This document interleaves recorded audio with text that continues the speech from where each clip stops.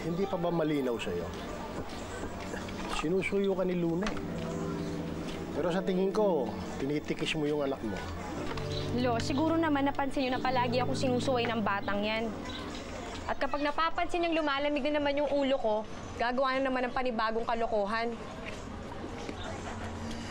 Eh, kung yan ang paraan mo ng pagdidisiplina,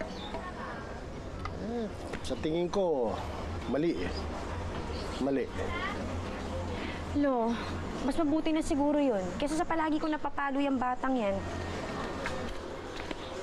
Matanong nga kita, Rowena. Paano kung halimbawang si Lunang napahamak at si Blanca may kasalanan? Ganyan din kaya magiging reaksyon mo kay Blanca? Paano kung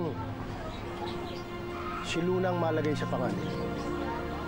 Kaya mo bang mawala sa iyong anak mo?